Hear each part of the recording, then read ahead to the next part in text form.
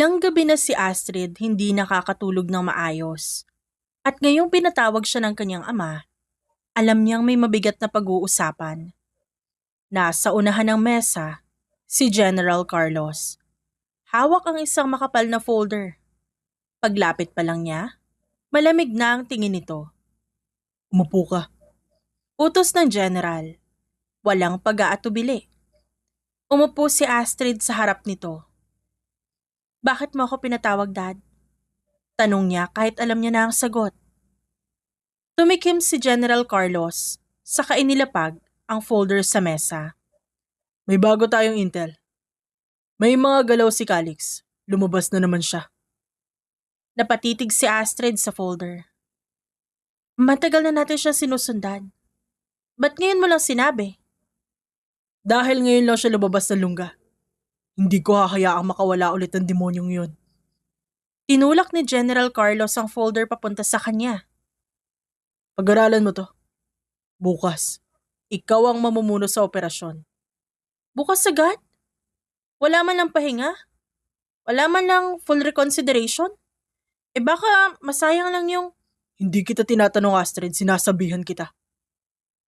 Biglang putol ng kanyang ama sa kanya. Tumahimik siya saglit, pero halata ang pamumuo ng galit sa kanyang dibdib. Hindi ako robot na basta mo nalang pwedeng utusan. Hindi ganon kadali ito. Tumayo si General Carlos. Marahas na sinara ang folder at lumapit sa anak. Walang madali sa gera, Astrid. Pero hindi mo naiintindihan. Ang pinag-uusapan natin dito, hostisya para sa nanay mo, para sa kapatid mo. Nakalimutan mo na ba kung anong ginawa ni Calix? Nanigas ang panga ni Astrid. Hindi ko nakakalimutan. Araw-araw ko nga iniisip eh. Pero Dad, ilang taon na tayo nagmamanman sa kanya. Ilang raid na. Ilang tao na yung nadamay, wala pa ring malinaw na ebidensya. Puro sabi-sabi lang. Lumalim ang boses ni General Carlos. Sinasabi mo bang mali ang intel ko? Ang sinasabi ko, hindi pwedeng basta barilin ng walang kasiguraduhan. Hindi tayo pwedeng sumugod ng walang plano. Napalakas ang tawa ni General. Kasiguraduhan? Ang may kasiguraduhan yung bangkay na ng nanay mo at ng kapatid mo. Nakalimutan mo na ba kung paano sila nakuha sa loob ng bahay natin, ha? Nakalimutan mo na ba kung sino ang nakita sa CCTV? Wala ang CCTV nun, Dad. Nasunog ang recorder, walang nakitang malinaw na ebidensya na si Calix ngayong gumawa. Alam ko kung ano nakita ko. At alam mo rin kung sino ang dahilan ng lahat ng pinagdaanan natin. Alam ko kung anong gusto mong paniwalaan. Pero kung gusto mong habulin si Calix, gusto ko ng may ebidensya. Tahimik silang pareho sandali. Pero ramdam ang puwersa ng galit na nagbabanggaan sa pagitan nila. Ang general ay nakatitig. Si Astrid humihinga ng mabilis. Nanginginig ang mga kamay. Hindi ka pa rin marunong sumunod. Katulad ng nanay mo. Palaging may mga tanong. Palaging nag-aalinlangan. Huwag mong idamay si Mama. Hindi siya katulad ko. At mas lalong hindi siya katulad mo. Ngumisi si General Carlos na mapait. Tama ka. Hindi siya katulad mo. Mas mahina siya. At tignan mo kung saan siya napunta. Napuno ng galit ang mata ni Astrid. Tumayo siya at tumakbang palapit. Huwag mong bastusin si Mama. Totoo sinasabi ko. Kung nakinig siya sa akin nun, buhay pa sana siya ngayon. Kasalanan mo din yon. Hindi mo siya pinakinggan. Palagi ka nalang tama, palaging ikaw ang nasusunod at ngayon ako naman ang gusto mong kontrolin? Hindi ako katulad niya, Dad. Saglit na nagkaroon ng katahimikan. Nakita ni General ang luha sa gilid ng mata ni Astrid, pero hindi siya naapektuhan. Tumalikod lang ito at muling bumalik sa mesa. Hindi mo kailangan ng katulad niya. Ang gusto ko lang tapusin mo ang sinimulan ko. Ibalik mo ang pangalan natin. Ibalik mo ang respeto ng mga tao at higit sa lahat, ipaghiganti mo ang pamilya mo. Ipaghiganti? O pagtakpan? Anong ibig mo sabihin? Wala. Ang ibig ko sabihin, kung gusto mo mahuli si Calix, gawin natin to sa tamang paraan, hindi sa galit. Ito ang tamang paraan. Wala nang batas-batas kapag heto na ang usapan. Kung di mo kaya marumihan ang kamay mo, aalisin kita. Subukan mo. Hindi mo ako kayang alisin. Dahil ako ang may pinakaalam sa mga galaw ng target mo. At kung totoo ang sinasabi mo, dapat hindi mo ako pigilan sa paraan ko. Tumahimik ulit ang kwarto. Parehos silang huminga ng malalim.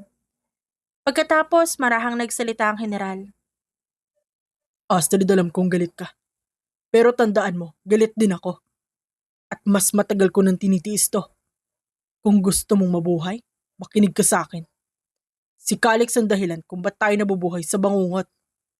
Kapag di mo siya tinapos, siya ang tatapos sa atin. Napayuko si Astrid. Hindi dahil sumuko, kundi dahil pinipigilan niya sumabog ulit. Bakit ako? Ba't ako palagi ang ginagamit mo sa mga laban mo? Dahil ikaw lang ang kaya kong pagkatiwalaan at dahil kadugo kita.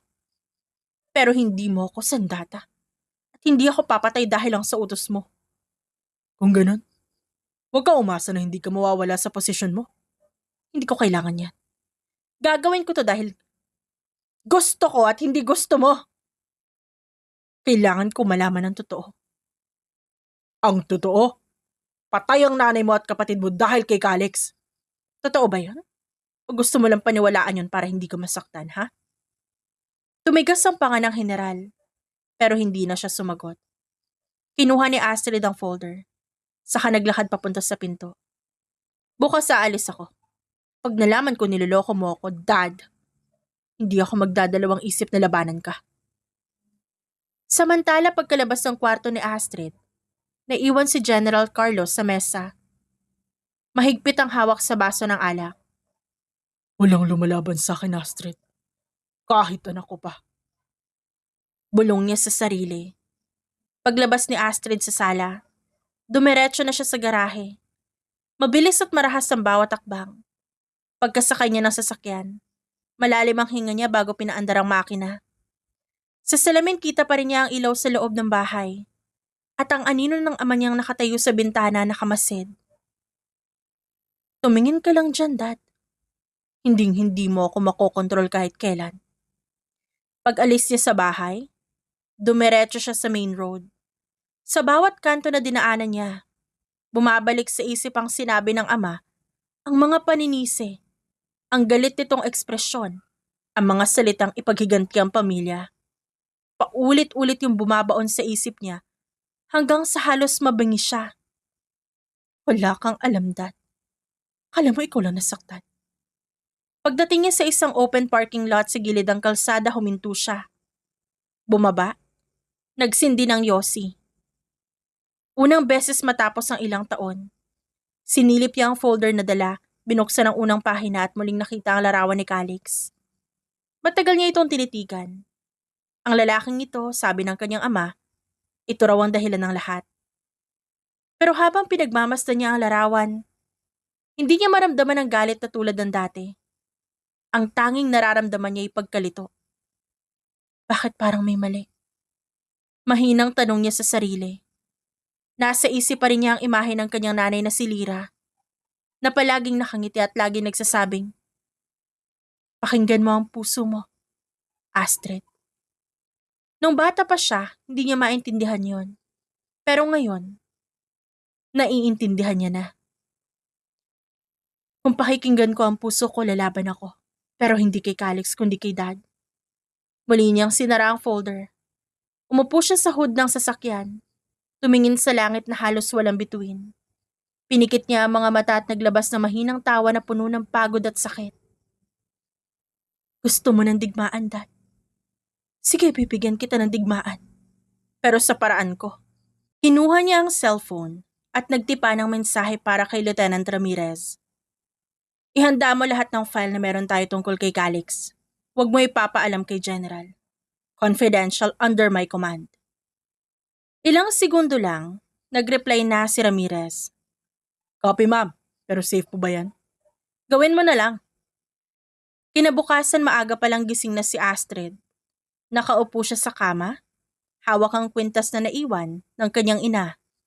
Isang simpleng silver chain na may maliit na pendant. Inikot niya ito sa daliri sa kabumulong. Matulungan mo ko. Kung mali yung sinasabi sa akin ni Dad, bigyan mo ako ng lakas para malaman ang totoo. Bumangon siya at nagbihis ng simpleng shirt at tactical pants. Bago umalis, tinignan niya muna ang lumang picture frame sa lamesa. Larawan nilang tatlo. Siya, ang kapatid niya si Aiden, at ang ina nila. Nakayakap silang mag-iina sa isa't isa, habang nasa likuran naman si General Carlos. Nakauniforme at seryoso. Pagbaba niya, nakasalubong niya ang kasambahay. Ma'am, alis na po kayo na maaga? Oo, may aasikasuhin lang. Si Sir po nasa study room pa. Hindi pa yata natutulog mula kagabi. Hayaan mo siya, sanay na yon. Paglabas niya ng bahay, agad siyang tumungo sa presinto. Doon sinalubong siya ni Ramirez, dala ang mga folders. Ma'am, ito na po lahat ng dokumento. Pero kung sakaling malaman ni General, ako ang lagot. Wala makakaalam. Ako ang bahala sa lahat. Habang binubuksan ng mga files, napansin niyang maraming redacted parts. Parehong pattern ng mga dating report. Ba't puro tinakpan to? Di ko rin alam, ma'am eh. Confidential daw sa higher clearance. Higher than mine? Tahimik si Ramirez. Kita sa mukha niya ang takot. Ma'am, baka may internal order at si General. Tumigil si Astrid. Saka dahan-dahang umiti. Hindi ngiti ng saya kundi ngiti ng pagkapikon. Internal order ha? Tinitigan niya ang mga papel. Lahat ng lead patungo kay Calix. Puro iisa lang ang source. Confidential witness, Carlos Dizon. Pumikit siya saglit at pinigilan ng emosyon. Ramirez, store mo lahat ng to sa hiwalay na drive, akin lang ang access. Copy, ma'am. Pagkaalis ni Ramirez, naiwan si Astrid sa opisina. Muling binuksan ang folder at tinignan ang picture ni Calix. Parang mas malinaw na sa kanya ngayon na hindi lang ito simpleng kaso lang. May tinatago ka, Dad. At oras na malaman ko, hindi mo na ako makokontrol kahit kailan. Kinagabihan nakauwi na siya pero hindi siya mapakali. Nasa veranda siya ng bahay. Hawak ang baso ng tubig habang pinagmamasdan ng dilim. Maya-maya, bumukas ang pinto sa likod. Si General Carlos hawak ang cellphone, halatang galing sa tawag. Tumatakas ka pa rin sa akin. Sabi nito, hindi ako tumatakas. Wala lang akong gana makapag-away ngayon. Hindi ito tungkol sa pag-aaway. Tungkol ito sa pamilya. Pamilya mo at pamilya ko. Nabalitaan ko kinuha mo ang mga file kay Ramirez. Ano bang iniisip mo? Iniisip ko kung ba't kailangan mong itago ang ilang parte ng mga reports. Confidential yon. Hindi mo kailangan malaman lahat. Hindi ko kailangan malaman? Bakit, Dad? Baka kasi pag nalaman ko, masira ka, ganon? Mag-ingat ka sa mga sinasabi mo, Astrid. Hindi mo alam kung sinong kinakalaban mo. Alam ko. At hindi si Calix yun. Nanigas sa mukha ni General Carlos. Kung gusto mong ipagganti ang mama mo. Mali, Dad. Kung gusto mo talagang ipagiganti si Mama, sabihin mo sa akin ng totoo. Astrid, huwag mong kalimutan kung sino nagsilang sa'yo, kung sino bumuhay sa'yo. At kung sino dahilan kung ba't ka may posisyon ngayon. And that's me, ako. Kaya bago mo ako husgahan, siguraduhin mong kaya mong mabuhay nang wala ako. Matagal na ako nabubuhay nang wala ka, Dad. Bukas aalis ako. May sarili akong paraan. Kahit anong gawin mo, hindi mo ako mapipigilan. Astrid! Tawag ni General Carlos. Pero hindi na siya lumingon. Dumiretso siya sa kanyang silid. Sinara ang pinto at naupo sa kama. Kung tama ang kutob ko, hindi lang ako anak ng isang sundalo. Anak ako ng isang sinungaling. Kinabukasan maaga pa lang umalis na si Astrid papuntang sementeryo. Nakaitim na jacket, may dalang-dalawang bouquet ng bulaklak na kulay puti. Pagdating sa harap ng dalawang lapida, napaluhod siya.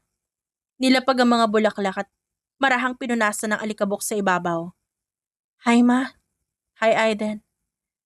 Pasensya na, ang tagal ko hindi nakadalaw. Alam niyo naman palaging busy sa trabaho. Pero ang totoo niyan, hindi ko lang talaga alam kung kaya ko pa bang dumalaw dati. Kasi sa tuwing nakikita ko tong puntod niyo, naaalala ko kung ba't ako ganito. Pinisil niya ang palad, halatang pinipigilan ng pagluha. Sabi ni Dad, si Calix daw ang dahilan kung ba't kayo nawala. Araw-araw niya yung sinasabi sa akin. Lagi kong hindi dapat kalimutan kung sinong pumatay sa inyo. Ma, alam kong galit ka siguro sa akin kasi pinaniniwalaan ko si Dad, pero paano ba kasi yun? Wala na kayong dalawa. Siya na lang ang meron ako. Kaya kahit ano sabihin niya, sinusunod ko.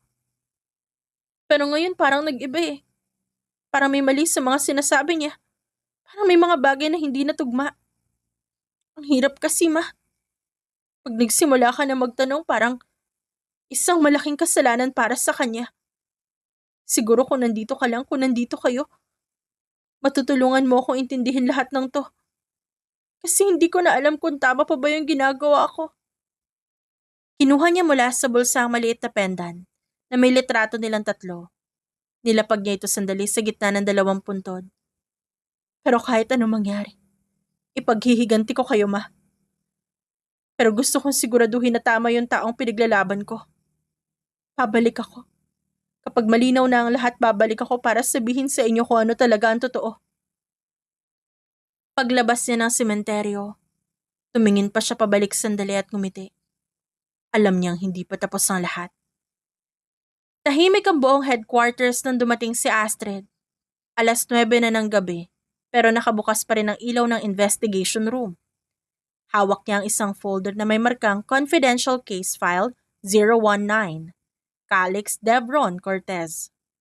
Pinahid niya ang pawis sa noo bago pumasok sa loob. Sa mesa, nakaupo si Lieutenant Mira Lopez. Kaibigan niya mula pa noong nag-aaral sila. Oh, kala ko di ka na darating. Ang dami na namang report sa pinapagawa ni General Carlos. Umupo si Astrid sa tapat niya. Walang imik, diretso lang sa folder. Wala akong choice. Kailangan ko itong tapusin bago pa may makialam. Binuksan niya ito, unang bumungad sa kanya, ang isang litrato ng lalaking nakasuot ng dark suit. May matalim na tingin at pamilyar na ngiti. Nanlaki ang mga mata niya. Saglit siya natigilan at napalunok. Wait, hindi pwedeng siya to. Napansin ni Mira ang reaksyon niya. Bakit? Kilala mo? Hindi agad sumagot si Astrid. Marahang sinara ang folder, saka huminga ng malalim. Ex ko siya. Ha? Si Calix Devron Cortez? Yung mafia boss na hinahanap natin ngayon? Tumangulang si Astrid. Hindi ko na masyado matandaan pero matagal na kasi yun, Mira, college pa ako. Hindi ko rin alam na konektado siya sa mga sindikato. Wow! Grabe! So ibig sabihin, dati mo nga siyang boyfriend. Anong plano mo ngayon? Kakaiba to, Astrid. Umiling si Astrid. Diretso pa rin ang tingin sa folder. Plano pa rin ni Dad ang susundin ko. Pero hindi ko kayang husgahan siya agad. Gusto ko makita muna ang buong katotohanan. Binuksan ulit ni Mira ang folder. Nilabas ang ibang dokumento, mga transaction records, surveillance photos at witness statements. Ayon dito, si Calix daw ang leader ng Devron Syndicate. Pero tignan mo to. May 2 report na magkaiba ang version nang nangyari nung gabi ng operasyon kung saan napatay ang nanay at kapatid mo. Inabot ni Astrid ang papel at binasa. Ito yung report ng tatay ko. At ito naman yung sa anonymous witness. Bakit magkaiba? Exactly. Sa report ng tatay mo sinasabing si Calix ang bumaril sa mga sibilyan. Pero sa witness statement, ibang pangalan ang binanggit. Officer Ramirez daw. At isa pa, walang record ng autopsy report ng nanay mo sa database. Hindi ko na maalala lahat. Hindi ko na maalala lahat ng gabing yon. Bata pa ako. Ang naaalala ko lang may putukan tapos si Dad duguan tas sabi niya si Calix daw may kasalanan. Pero kung totoo tong nasa witness file, baka may tinatago si General, no? Pero hindi tayo pwedeng basta mag-conclude. Delikado to, Astrid. Isa ka pa naman sa pinapaboran niya. Alam ko. Pero hindi ko kaya manahimik lang. Kung totoo tong report na to, gusto ko makita ang original copy ng surveillance footage. Baka nasa archive na headquarters pero restricted yon. Wala tayong clearance. Paalala ni Mira.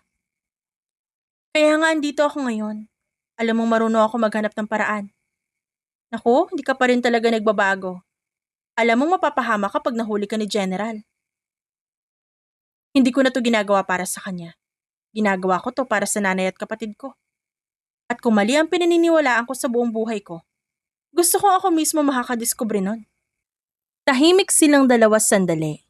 Kinuha ni Mira ang kape, uminom, tapos tumingin ulit kay Astrid. Alam mo, hindi ako sigurado kung tama tong ginagawa mo. Pero kilala naman kita. Kapag gusto mong malaman ng totoo, hindi ka titigil. Hindi talaga. At kahit si General Carlos pa ang kaharap ko, hindi ako aatras. Ilang minuto lang matapos ang usapan nila ni Mira, nasa hallway na si Astrid. Madilim ang paligid, tanging mga ilaw mula sa CCTV monitor ang nagbibigay ng anino sa sahig. Bitbit niya ang folder at access card na palihim na binigay ni Mira. Hanggang dito lang yan huwag kang magpapahuli. Yan ang huling sinabi ng kaibigan niya bago siya lumabas na investigation room. Huminga siya ng malalim. Isinwipe ang card at pumasok sa archive room. Amoy alikabok at lumang papel sa loob. Mga lumang steel cabinet. Nakaayos sa bawat pader. At may isang computer sa gitna na parang hindi na ginagamit. Kinuha niya ang maliit na flashlight mula sa bulsa at sinimulang hanapin ang section ng Operations Record 2019. Doon nakasulat sa label na Confidential Devron Case. Napalunok siya. Ito na yan. Mahina niyang sabi. Binuksan niya ang drawer at isa-isang nilabas sa mga folder. Habang binabasa, unti-unti niyang napapansin ang mga pangalan ng mga opisyal na kasama sa operasyon. Napaangat ang kilay niya. Cortez? Bulong niya. Agad niyang hinanap ang personal record at doon niya nakita. Calix, Devron, Cortez. Civilian informant. Naupo siya sa sahig hawak ang papel. Ibig sabihin, hindi kalaban si Calix nung una. Tinutulungan niya sila. Bakit hindi sinabi to ni Dad? Sinubukan niyang buksan ang computer sa gilid. Luma man pero gumagana pa rin. Nilagay niya ang flash drive, nag-login gamit ang temporary account. Pagbukas ng folder nakita niya ang ilang video file na may date ng mismong araw ng operasyon. Lumabas sa screen ng grainy video. Mga pulis na may bitbit na armas. May civilian na nakaposas. At sa gilid isang pamilyar na muka. Si Calix. Nakatali ang kamay, nakayuko at mukhang binugbog. Hindi. Mahina niyang sabi. Sa background maririnig ang tinig ng isang lalaki. Matigas at galit. Calix Devron Cortez, umamin ka na nasa ng pera! Biglang tumigil si Astrid. Pamilyar ang boses na yun at walang iba kundi ang kanyang ama. Hindi niya napigilan ang paghawak sa screen. Sa sunod na segundo, narinig niya ulit ang putok ng baril. Nag-blur ang video. At nang bumalik, nakahandusay na ang dalawang katawan sa lupa. Isang babae at isang batang lalaki. Mama? Aiden? Naluha siya habang pinapanood ang video. Nakita niya kung paano tumakbo si Calix papunta sa katawan. Pero biglang pinaputokan ulit. Hindi na malinaw kung sinong bumaril. Pero may isang sandaling lumitaw ang mukha ng pulis na may hawak na baril. Si Officer Ramirez. Biglang bumukas ang pinto sa likod at napalingon siya. Astrid, anong nakita mo? Boses yon ni Mira. Hindi sumagot si Astrid. Pinatigil niya ang video, pinahid ang luha, at humarap sa kaibigan. Hindi si Calix ang pumatay sa pamilya ko. Si Officer Ramirez at may nag-utos sa kanya. Sino? Diretso siyang tumingin kay Mira. Si General Carlos. Ano ba yan, Astrid? Sigurado ka ba? Hindi ko pa hawak ang buong ebidensya pero nakita ko lahat. Narinig ko ang boses ni Dad. Nakita ko paano si Calix tinulungan pa si Mama at Aiden bago sila barilin. Kung totoo, kailangan nating mag-ingat. Alam mong malawak ang koneksyon ng tatay mo, hindi tayo basta makakakilos. Hindi na ito tungkol sa trabaho, Mira. Personal na to. At kung totoo nga na tinakpan niya lahat ng kasalanan niya gamit ang pangalan ni Calix, hindi ko siya mapapatawad. Teka, Anong plano mo ngayon? Pinatay ni Astrid ang computer at tinanggal ang flash drive at nilagay sa kanyang bulsa. Mag-iimbestiga ako ng palihim. Ayoko may makaalam lalo na si General. Tutulungan kita, hindi kita pababayaan. Sabi ni Mira. Salamat. Pero gusto ko ako muna. Kapag may nakita kong solid na evidence, saka kita tatawagan. Habang palabas sila ng archive room, huling sumulyap si Astrid sa nakasinding monitor. Sa post frame ng video, makikita ang mukha ni Calix na sugatan pero buhay.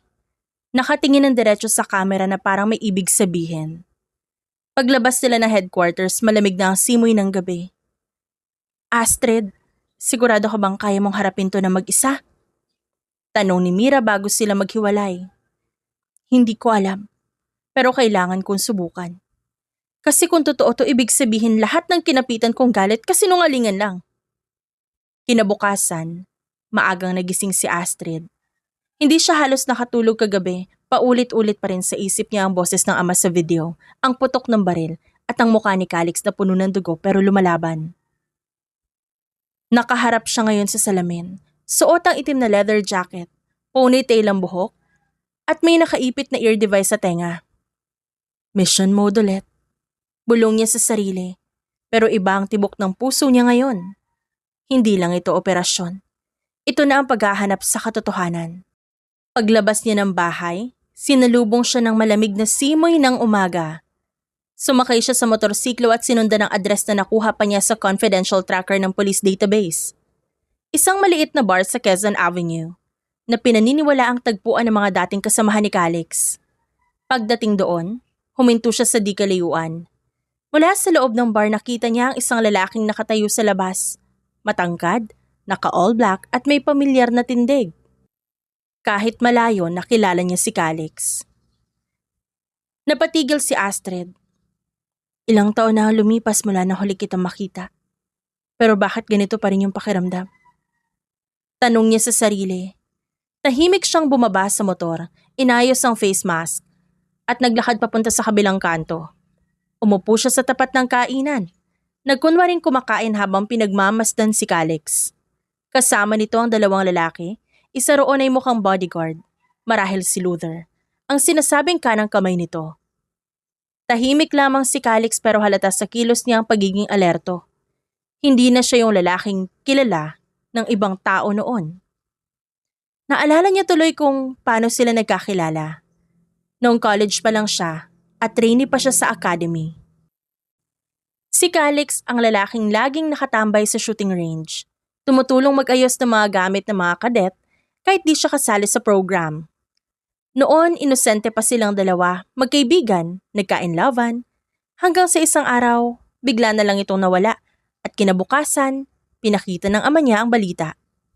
Siya ang pumatay sa nanay mo. At doon nagtapos ang lahat. Habang tinititigan niya si Calix, bigla itong napatingin sa direksyon niya. Para bang nararamdaman siya nito. Agad naman siya nag-iwas ng tingin at uminom ng tubig at nagkunwaring abala. Paglingon niya, wala na si Calix sa pwesto. Shit! Bulong niya sabay tayo. Lumabas siya agad. Nilibot ang tingin ng paligid, pero isang kamay ang biglang humawak sa braso niya mula sa likod. Anong ginagawa mo dito? Malamig na tanong ng boses na matagal niya nang hindi narinig. Napatigil siya, dahan-dahang lumingon sa likod. Hindi mo ako kilala. Seryoso ka? Kala mo hindi kita makikilala kahit takpan mo yung mukha mo? Dahil doon, hindi na siya nakasagot pa. Kita niya sa mga mata ni Calix ang halo ng pagkagulat at sakit. Astrid, bakit? Hindi niya alam kung anong dapat sabihin. Gusto niyang sumigaw, gusto niyang magpaliwanag pero pinili niyang manahimik. Lumayo siya ng konti, napilit kinokontrol ang sarili. May kailangan lang ako malaman. Na ano? Na ako yung sinisisi ng tatay mo sa lahat. Anong alam mo tungkol doon? Lahat. Kasi ako yung ginawang scapegoat. Ako yung binugbog, tinorture. Tinakasan ko lang ang kamatayan para makahanap ng hustisya. Pero yung hustisya na yan, hawak pa rin ng tatay mo.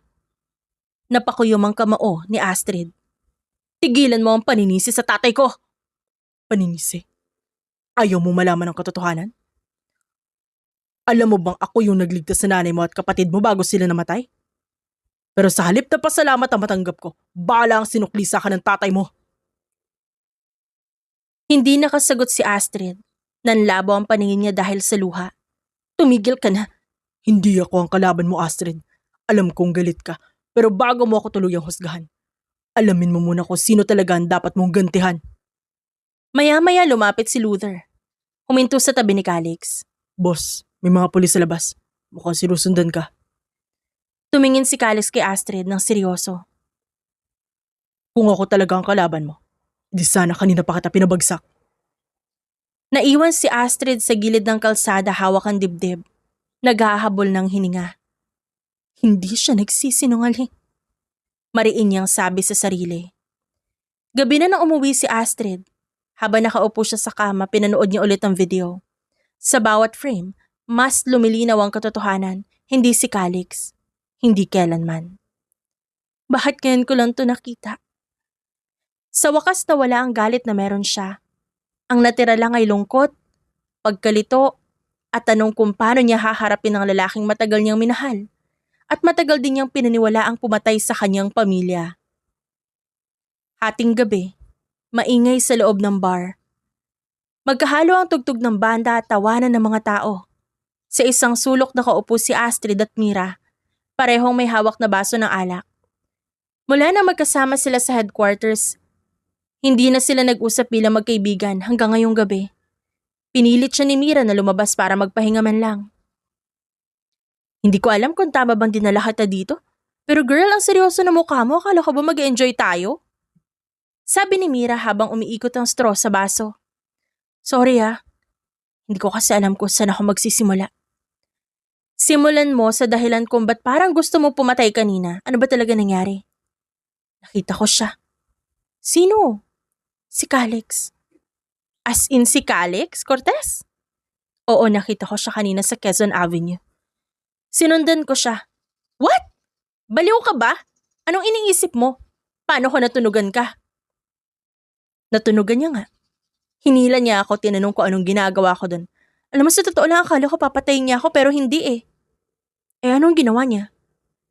Tinanong niya lang kung ba't ko siya hinahabol tapos sinabi niya na hindi raw siyang pumatay sa pamilya ko. Na may mas malaki pa raw na dahilan kung ba't siya sinisisi ng tatay ko. Grabe. At naniwala ka agad. Hindi ko alam pero Mira, may video ako eh. Galing sa archive room. Pinakita doon na si Dad mismo ang may kinalaman sa putukan. Siya ang bumaril kay Calix, siya ang nag-utos. Napatakip ng bibig si Mira. Astrid, ibig sabihin. Right. Matagal na nila ako niloloko, buong buhay ko. Pinaniwala nila ako na si Calix ang pumatay sa mama at kapatid ko. Pero ang totoo si Dad mismo ang dahilan ng lahat. Alam mo, kahit dati pa duda na ako sa sinabi ni General eh. Pero di ko sinasabi kasi alam ko mahal mo siya bilang ama. Di ko na alam kung ano pang totoo. Pero ang sigurado ako hindi ko kayang baliwalain si Calix. Nakita ko siya, Mira. Hindi siya yung tipo ng taong papatay na walang dahilan. Hindi na siya yung lalaking kilala ko nun pero ramdam kong totoo yung sinabi niya. Baka nga totoo. Alam mo, may mga report na mababa raw yung galaw ng Devon Syndicate nitong mga nakaraang taon. Parang may gustong iwasan si Calix. Alam mo, Astrid, kilala mo siya, di ba? Hindi siya yung tipong tatakas sa kasalanan. Tumango-tango naman si Astrid. Siguro nga. Pero hindi madali. Pulis ako, Mira. Anak ako ng general. Pero minahal ko din siya. Kaya nga grabeng complicated naman. Pero kung ako sa'yo, sundin mo pa rin ang sinasabi ng puso mo. Hindi yung sinasabi ng badge mo Ikaw talaga, kahit lasing na matino pa rin magpayo. Hindi ako lasing no, tipsy lang. Napatawa si Astrid ng mahina. Unang beses niyang tumawa nang walang kahit anong bigat sa dibdib. Habang pinagmamasdan niya ang ilaw ng bar, napatingin siya sa labas at parang nakita niya ulit ang anino ni Calix sa isip niya. Tahimik, seryoso pero may lungkot sa mga mata. Makalipas ang isang linggo, nasa lumang bodega si Astrid para sa gaganaping misyon. Madilim at tanging ilaw ng poste sa labas at anino ng mga gwardya ang nakikita niya. Nasa tenga niya ang earpiece. Dinig niya ang boses ng isa sa mga kasamahan. Naka-all black siya at may takip sa muka. Sa loob ng bodega, may ingay ng mga kalalakihang nagtatawanan, mga kahon ng armas, at isang mesa na may mga sobre, mga logo ng mafia na alam niyang kay Calix. Target confirmed. Entering. Habang dahan-dahan siyang pumapasok sa side door, biglang may sumalubong na tinig. Hindi yan maganda, officer. Napalingon siya at nakita si Luther na kanang kamay ni Calix. Luther, layuan mo ko. Alam mo bang mapanganib ba pag-isa dito? Baka di ka na makalabas. Bago pa siya makasagot, narinig ang unang putok. Nagtago siya sa likod ng metal drum. Mabilis na gumanti ng 2 baril. Tumama sa upo ang kahoy at nagtalsika ng ilang piraso. Si Luther naman, mabilis tumakbo sa kabilang direksyon. "Drop your weapon!" Sigaw niya. Ngumisilang si Luther. Di ka pa rin nagbabago, Astrid. Maainitin pa rin ang ulo mo. "Hindi mo ako mapipigilan!" Hindi mo naiintindihan. Kung kilala mo pa si Calix, dapat alam mong mali yung iniisip mo. Wala akong panahon sa mga kwento mo. May isa pang putok ng baril mula sa itaas kaya tumigil sila pareho. Sa anino ng hagdan bumaba si Calix. Enough, Luther. Tahimik si Calix na tinitignan siya. You shouldn't be here. "Huwag mo akong utusan." Sabi ng tatay ko, ikaw ang dahilan kung ba't namatay ang pamilya ko. That's what they told you. "Huwag mo akong gawing tanga." Alam mo, hindi ako kalaban dito, Astrid. "Lahat kayo pare-pareho." At lumapit siya habang hawak ang baril sa kamay. Pero biglang may tumamas sa paa niyang kahoy. Tinamaan siya ng isang kahon mula kay Luther. Napahawak siya at nag-slide sa sahig. Stop this. Hindi mo alam ang totoo. "Totoo? Na ikaw ang tinuturo nilang pumatay sa nanay at kapatid ko?" Hindi ako yon. "Sinungaling ka." Astrid, tignan mo ang paligid mo. Yung mga dokumentong yung basahin mo. Hindi ako naniniwala. Ngunit habang sinisigaw yon, napansin niya sa sahig ang isa sa mga sobrang tumalsik kanina. Nakasulat doon ay Project Seraphine. Approved by General Carlos. Where did you get this? Galing sa mga taong akala mo kalaban ko. Tanungin mo kung ba't pangalan ng tatay mo ang nasa pirma. "Huwag mo ko lituhin." Hindi kita kailangan lituhin. Kailangan mo lang makita ang totoo. Stop it! Stop it! Wala akong tiwala sa'yo! Pero nakikinig ka. At alam ko alam mo na ang totoo. Lahat ng taong pinaniwalaan ko. Tatay ko mismo ang pumatay sa kanila. Totoo ba to? Simula pa lang ginagamit ka na nila. Ginagamit nila ang pagiging pulis mo para tapusin ako, para matakpan ang sarili nilang kasalanan. Shut up! Sigaw niya sabay putok ng baril. Hindi gumalaw si Calix. Kahit anong gawin ko, galit ka pa rin. Pero tandaan mo, Astrid, hindi lahat ng sinabi nila sa'yo totoo. Bakit hindi mo ako pinatay? Dahil alam kong hindi mo deserve mamatay dahil sa kasinungalingan. Kung gusto mong paniwalaan kita, sabihin mo lahat. Sino ang pumatay sa nanay at kapatid ko? Ang taong tinatawag mong ama. Hindi siya akala mong tagapagtanggol. Matagal niyang niloloko ang buong organisasyon. Nung panahon na yon, pinagbintangan ako para iligtas niya ang sarili niya. Hindi. Hindi totoo yan! Alam ko mahirap tanggapin pero totoo. At kung gusto mo makuha ang buong katotohanan, hanapin mo yung file na tinago niya. Nasa opisina niya. Hanapin mo yung papel na may pirma ng mga taong pinatay niya. Hindi na nakapagsalita si Astrid. Napabuntong hininga siya at sa bandang huli nagsalita muli. Calix, ba't mo ako tinutulungan? Tulad mo, may mga bagay din akong pinaniwalaan noon mula sa kanya. May tunog ng sirena sa labas. We have to go.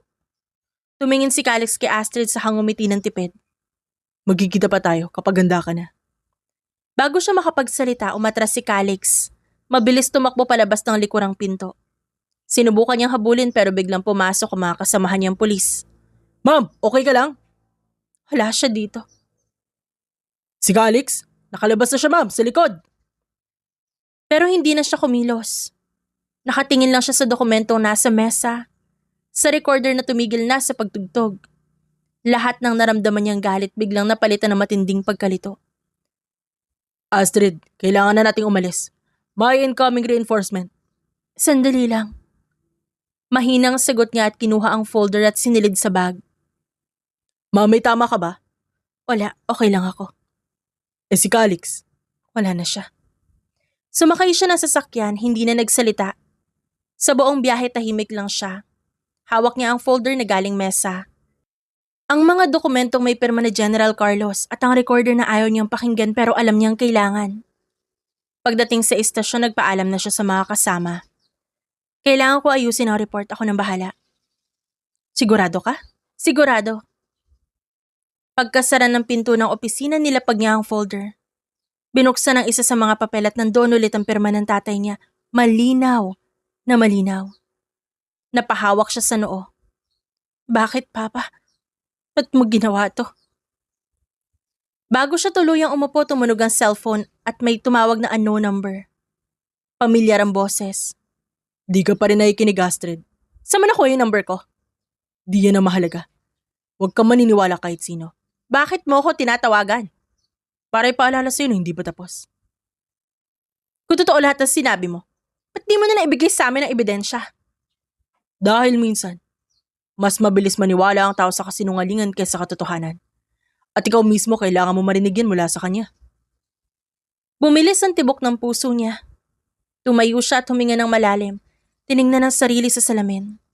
Namumula ang mga mata pero matapang ang kanyang muka. Wala nang atrasan to. Makalipas ang ilang linggo, halos wala siyang tulog. Paulit-ulit sa kanyang isipan ng mga sinabi ni Calix. Nakasuot siya ng itim, nakatali ang buhok, dala ang maliit na flashlight.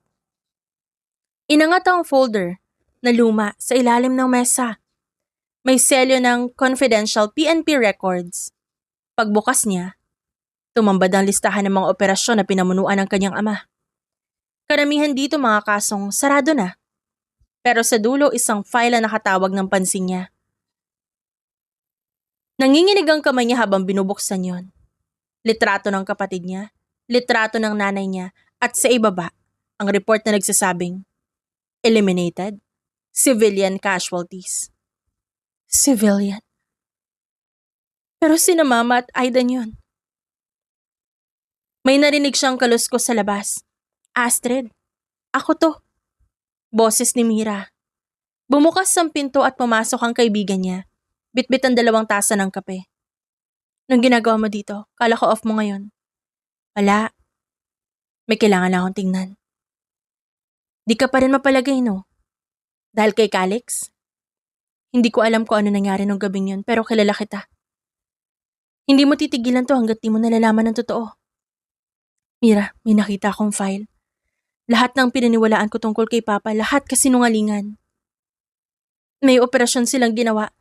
Nakasulat sa report na yun, civilian casualties, pero sila Mama at Aiden yun. Sinadyahan nila. Hindi ko pa rin kayang paniwalaan pero nandito na eh. Ang kapal ng mukha niya. Ginamit niya ang uniforme niya para pagtakpan yung ginawa niya. Balak mo ba siyang harapin? Oo, pero kailangan ko pa ng patunay. Kapag nakasiguro ako, ipapakulong ko siya mismo. Kinuha ni Mira ang kamay niya. Kung ganun hindi kita iiwan. Sasamahan kita kahit saan, kahit anong mangyari. Salamat pero Mira. Kung may mangyari man, na masama sa akin, huwag kang lalapit ha. Huwag ka naman magsalita ng ganyan. I'm just stating the reality, Mira. Muli niyang binuksan ang folder at kinuha ang isa pang dokumento. Bank transaction. Malaking halaga padala mula sa kumpanyang konektado sa mafia. Yan ang missing piece. Kapag na-trace ko kung saan galing to, tapos na siya. Tumunog bigla ang cellphone niya.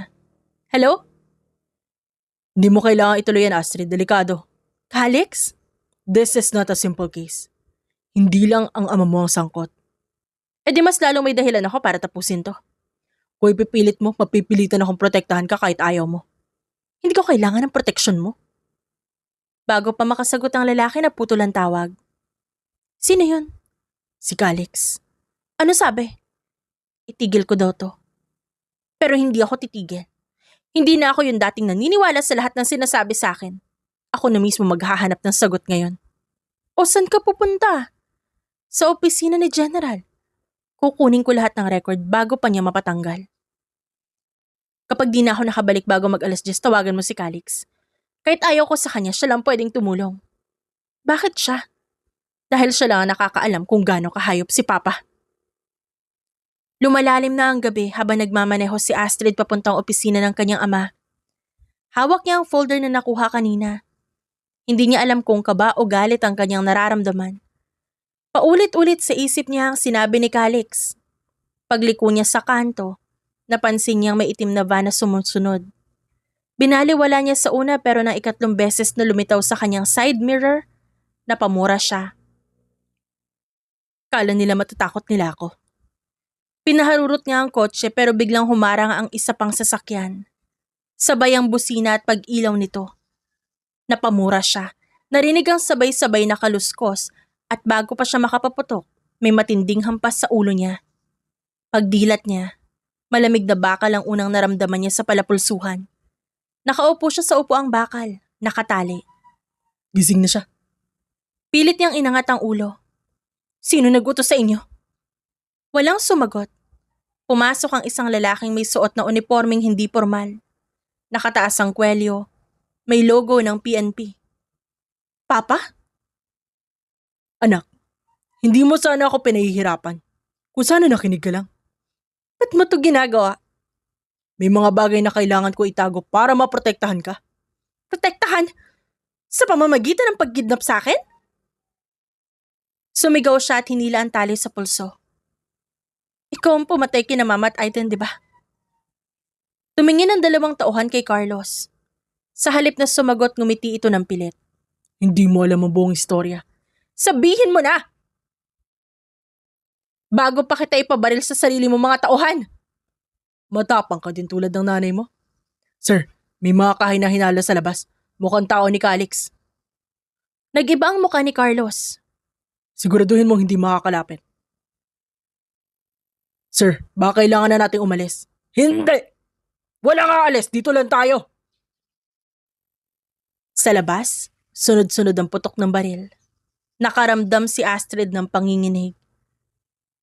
Napangiti siya sa isip. Dumating siya. Pumutok ang ilaw sa kisame at sa mga sumunod na segundo, narinig ang malakas na kalabog ng pinto. Pumasok si Calix na nakaitim at nakataas ang baril. Bitiwan niyo siya! Huwag kang lalapit! Isang hakbang pa'y puputok ko kay Astrid. Calix! Di mo na kailangan siya saktan, General. Kahit di mo anak si Astrid. Tinuring ka pa rin yung tatay. Natigilan si Astrid sa sinabi ni Calix. Anong sinasabi mo? Napangisi naman si General Carlos. So nalaman mo na rin. Anong ibig mong sabihin? Hindi tayo magkadugo. Inampun kita matapos kong patay ng tatay mo. Hindi. Hindi totoo yan!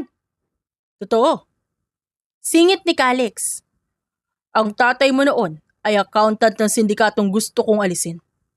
Siya ang gustong maglabas ng record laban kay Carlos kaya pinatay siya. Tumahimik ka! Sigaw ni Carlos sabay kalapit sa baril. Pero mabilis si Calix. Isang hakbang, isang putok sa kisame. Tumalsik ang baril ni Carlos sa gilid. Lumapit siya kay Astrid at mabilis tinanggal ang tali. Huwag kang gagalaw! Sigaw ni Carlos pero nag-aatubili ang mga tauhan niya. Sa labas patuloy ang ingay ng mga sirena. Dumating ang reinforcement ni Calix. Kaya mo? Kaya ko. Lumapit si Astrid kay Carlos, galit ang kanyang paningin. Pinaniwala mo akong ikaw ang tagapagligtas namin pero ikaw ang pumatay sa kanila. Sa loob ng maraming taon, ginawa mo akong sandata mo laban sa mga taong inosente? Ginawa ko yun para mabuhay ka. Hindi mo ako binuhay. Ginamit mo lang ako para burahin ang mga kasalanan mo. Kung tutusin, dapat matagal na kitang pinatay. Pero naaalala ko ang mukha ng ina mo sa'yo. Wala kang karapatang banggitin si Mama. Hindi mo naman siya asawa. Boss, tapos na sa labas. Dumating na rin ang team ni Mira. Ligtas na. Saad ni Luther nang pumasok siya. Bitbitin to si General sa mga otoridad. Ako nang bahala. Gusto ko ako mismo magpapasok sa kanya sa kulungan. Lumapit siya sa kinilalang ama. General Carlos, Inaaresto kita sa salang murder, corruption at obstruction of justice. Hindi lumaban si General Carlos. Nagpaubaya na lang ito habang nilalagay ni Astrid ang posas. Ganyan ka rin dati. Masunurin. Sana nakinig ka na lang. Kung nakinig ako, baka naging isang katulad mo na ako. Habang inilalabas nila si Carlos, lumapit si Calix kay Astrid. Bakit mo ako niligtas? Dahil kahit anong mangyari, ayoko mawala ka ulit. Ilang buwan ang lumipas. Isa-isa nang nahulog ang mga kasabwat ni General. Nahuli ang dating opisyal na sangkot sa human trafficking at armas. Ang mga negosyanteng nagpopondo sa iligal na operasyon niya ay umalis na sa bansa. Lahat ng pangalan ay lumabas sa media. Bawat headline may pirma ni Officer Astrid, ang babaeng minsan nilang ginamit bilang pain. Ngayon, isa sa mga nakapagpatumbas sa kanila. Makalipas ang isang buwan, nakaupo si Astrid sa isang lumang upuan. Hawak ang tasa ng kape, habang pinagmamasdan ng syudad. Pagod ang kanyang mga mata. Tahimik na lumapit si Calix bitbit ang 2 bottled water. Kape pa rin kahit gabi. Mas okay na to kaysa alak mo. At least di ako mapapagalitan ng boss ko. Narinig ko kanina, sinara na yung kaso. Congrats, officer. Salamat. Pero hindi pa rin ako sanay na tinatawag mo akong officer. Mas gusto mo bang Astrid? Matagal na yun, Calix. Kahit ano itawag mo sa akin basta wag lang officer. Feeling ko okay lang. Hindi ko rin inakala na magkikita tayo. Nung iniwan mo ako nun, hindi ko alam kung nagalit ba ako o nasaktan. Pero ngayon alam ko na lahat. Na siguro kong pareho pala tayong biktima. Hindi ko naman sinadyang mawala nun. Wala akong alam sa kung anong totoo. Galit lang talaga ako. At ang galit na yun ginamit ng mga maling tao. Tumagal ang katahimikan sa pagitan nila. Ang mga mata ni Astrid ay puno ng emosyon. Magkahalong pagod, lungkot at ginhawa. Hindi ko alam kung ano mangyayari sa atin. Pero siguro, ito na yung simula. Tumayo si Calix at inabot ang kamay niya. Starting over? Yeah, starting over again. Makalipas ang ilang buwan matapos makulong si General Carlos, unti-unting bumalik sa normal ang takbo ng buhay ni Astrid. Mas maayos siya sa trabaho, mas tahimik ang kanyang gabi, at sa wakas natututo na siyang umiti nang walang bigat sa dibdib. Kaya nang ayain siya ni Calix na magpahinga, pumayag siya. Kahit medyo alanganin sa idea ng date, tumuloy pa rin siya. Relax lang. Amusement park lang to, hindi misyon. Mission nga to para sa'yo eh. Mission na hindi ako matakot sa extreme rides, diba? Tsaka ikaw din. Hindi ako takot Nagpapahinga nga lang ako eh. Pahinga? Parang sasabak sa gera yung itsura mo. Habang pumipila, napansin ni Astrid ang kaba sa mukha ni Calix. Sa isang roller coaster sila sasakay. Ano, gusto mo na mag-back out no? Hindi Mafia boss ako. Hindi ako umatras kahit kailan. Ngayon parang gusto mo nang umiyak. Hindi ako umiiyak, giniginaw ko. Kahit summer? Astrid, sigurado ka ba dito? Relax, wag kang sisigaw. Baka mamaya mahawa sa pag-iyak yung mga bata sa likod natin. Astrid! Sigaw ni Calix habang si Astrid naman ay tawa ng tawa. Pagbaba nila, halatang hilong-hilo pa si Calix. Di ko na uulitin yun. Parang bumalik lahat ng kasalanan ko sa buhay. Kasalanan mo. Di marami pala yun. Grabe ka, kala ko ba bonding to parang torture naman to. Torture nga. Kasi ang cute mong matakot. Makalipas ng 1 taon, mas naging tahimik at maayos ang buhay ni Astrid at kasama niya na si Calix. Ngayon, nasa pulong bunga sila sa Silang Cavite. Simple lang ang setup, isang mesa, isang kandila, at mga bulaklak na halatang pinaghirapan ni Calix. Ang tahimik dito Hindi ko akalaing marunong ka palang pumili ng lugar na ganito. Siyempre gusto ko ng lugar kung saan makakahinga ka. Yung malayo sa ingay, sa gulo, sa sakit. Calix, what if hindi kita nakilala? What if hindi kita minahal? O wala pa akong nararamdaman hanggang ngayon? Anong gagawin mo? Siguro tatanggapin ko na lang. Hindi ko pwedeng pilitin yung puso mo, Astrid. Pero mananatili ako sa paligid para hintayin kang magbago, kundi para siguraduhin na masaya ka rin. Kahit hindi ako ang dahilan nun. Alex, hindi mo lang talaga alam kung gaano mo ako ginulo. Lahat ng naranasan kong paghihirap, pagdududa at sakit, kayang-kaya mong burahin yun eh. Nasanay ako lumaban mag-isa pero ngayon, natatakot na ako mawala ka. Hindi kita iiwan. Hindi dahil kailangan mo ako, kundi dahil gusto ko sabayan ka. Hindi para protektahan ka lang, kundi para iparamdam na hindi mo kailangan mag-isa. Ba't parang ang dali mong mahalin ka, Alex? Baka kasi pareho tayong sugatan? At dahil doon natuto tayo magmahal ng totoo. Alex, sa wakas handa na ako sumugal ulit. Kaya oo, sinasagot na kita. Tayo na, Alex. Lumipas ang mga taon, wala na ang barilan, habulan at sigawan. Napalitan yun ng tawanan, kalat ng mga laruan at halakhakan ng 4 na taong gulang na si Lucas. Masayang masaya sila sa pagdating ng batang lalaki sa kanilang buhay. Palagi silang naglalaro, halos araw-araw magulo ang kanilang mundo, pero masaya. At habang naglalaro si Lucas sa swing, umupo sina Astrid at Calix sa veranda.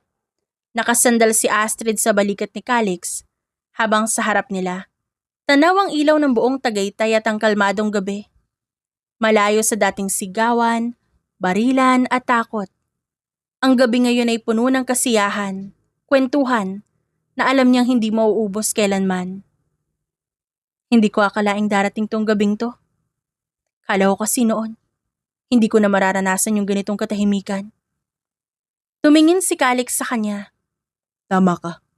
Kala ko rin wala ng ganitong klase ng buhay para sa atin. Pero minsan kailangan lang talaga siguro nating matutong magsimula ulit. At kailangan natin ng tao makakasama. At ikaw yon? Kundi ako, sino pa ba? Kapal mo talaga, no? Tignan mo si Lucas. Tahimik silang pareho sandali habang pinagmamasdan ng anak nilang masayang naglalaro. Parang walang bakas ng takot o lungkot. At yan ang gusto kong mundo para sa kanya. Isang mundong hindi niya kailangan takbuhan. Hindi niya kailangan maranasan ang pinagdaanan natin. Kasi gagawin ko ang lahat para hindi siya masaktan. Alam mo, dati gusto ko lang gumante. Pero ngayon mas gusto ko nang mamuhay ng payapa. Yan ang tunay na success. Ang maging masaya sa kabila ng lahat. Tumango si Astrid. Tama ka. Di ko na kailangan gumante. Kasi nakuha ko na yung kapayapaan sa puso ko. Nang makapasok sila sa loob ng bahay, binuhay ni Calix ang ilaw sa kwarto. Si Lucas, mabilis na sumiksik sa gitna ng kama. Tahimik silang pareho habang pinagmamasdan ng kanilang anak. Ito na pala yung sinasabi nilang peaceful moment sa buhay ng isang tao. And I'm happy na nandito tayo.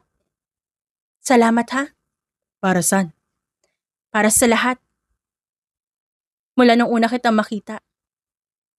Alam kong ikaw na yung dahilan kung bakit gusto kong mamuhay ng payapa.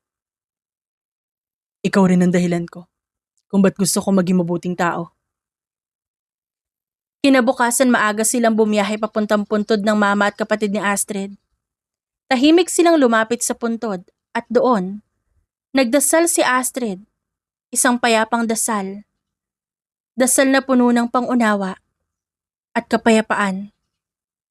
Napaluha si Astrid pero may ngiti sa labi. Nagdasal pa silang tatlo bago umalis. Habang papalayo, lumingon siya sandali. At sa unang pagkakataon, wala na siyang bigat na dinadala sa dibdib, kundi puro pasasalamat na lang. Sa pagtatapos ng kanilang kwento, napatunayan ni Astrid at Calix na ang tunay na pagmamahal hindi kailanman nagwawakas. Si Astrid, na minsang pinamunuan ng galit at paghihigante, natutong magmahal muli sa isang lalaking minsan niyang tinuring na kaaway. Si Calix na dating nabubuhay sa dilim, natutong hanapin ang liwanag sa mga mata ng babaeng minsan niyang nasaktan. Sa piling ng kanilang anak na si Lucas, nabuo ang isang masayang pamilya na hindi perpekto, ngunit totoo at puno ng pag-ibig. Sa bandang dulo, napatunayan nilang ang tunay na ganti ay ang mamuhay ng payapa at masaya. Dahil sa pag-ibig, doon nagsisimula at doon din natatapos ang lahat. At dyan nagtatapos ang ating kwento ngayong araw. Maraming salamat po sa inyong pagtutok. Hanggang sa muli!